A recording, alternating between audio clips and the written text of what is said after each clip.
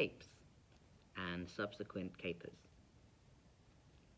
As one of the artists in the Sensory Collective, I've been working on the project Schmunction, which is all about celebrating and creating opportunities for autistic play. I've worked with a wide range of participants, creating and co-creating shared play spaces, and am now building upon these experiences to design and create a tourable play space. When I'm working on creating physical play spaces, a key part of that process is taking every object or idea and exploring it from as many angles as I can. Looking for different hooks, different ways in, about and around what playing with or alongside that object or idea might look like. This process helps me to create richer and more exciting play possibilities, but also it is key to creating a space that can encompass as many different ways of playing as possible, and therefore as many different people as possible. The most wonderful thing about this process is no matter how much thinking or experiencing I do, I'm never going to be able to fully predict what will actually happen when I introduce whatever I create to others.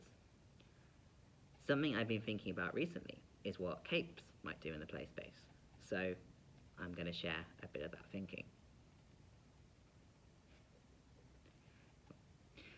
I understood pretty early on that the play space I want to create requires capes, which will hopefully induce capers. The cape sits in a liminal realm that is ripe for playfulness. Capes are familiar, but they're not the stuff of every day. They are novel, but not new. Most know what to do with them, but haven't done very much with them.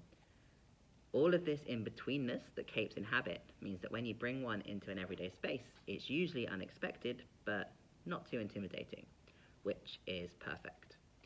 There's enough there to inspire action or exploration, but not too much pressure. The cape brings its own gentle intrigue and questioning prod. It's a permissive portal. Your body changes when you put on a cape.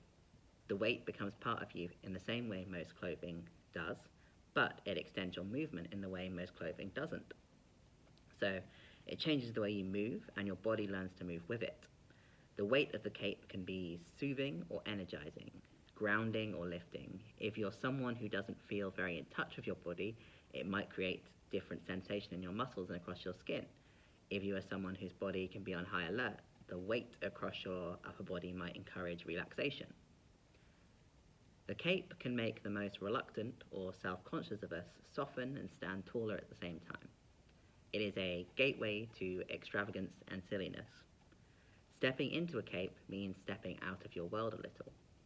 It brings out a particular character in people. The hero, the mystic, the dancer, the majestic, the aloof, the skybound, the swisher. We all have a cape persona, or several waiting. You get to take on and play with those different personas, whilst being softly shielded.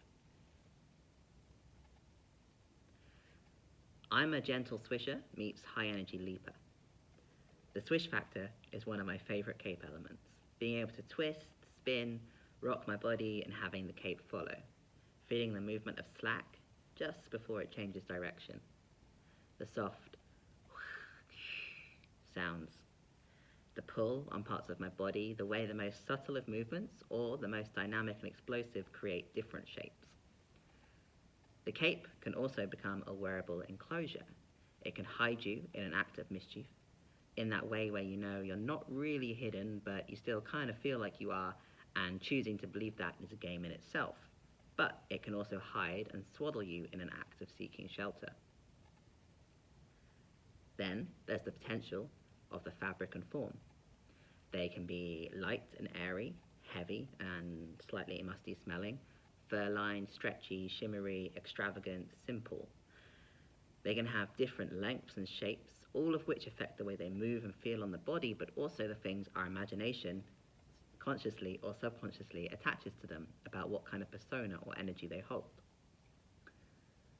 The way imaginative and sensory elements can intertwine and merge and interact just adds more and more potential for playful experience, and I wonder if therein lies some of the power of capes. For some, it might be a purely sensory experience, all about the feel. For others, a purely imaginative experience, all about the becoming. But for most, it's probably a very particular mixture. Perhaps having read this, you might find yourself freshly Cape curious. If so, I'd invite you to throw a blanket or tea towel over your shoulders and see what it brings out in you. Swish, swish.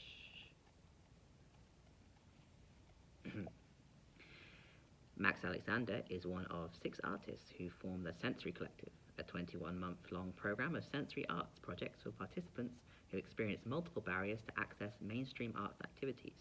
It is produced by Independent Arts Projects as a culture collective project, funded by Scottish Government through Creative Scotland.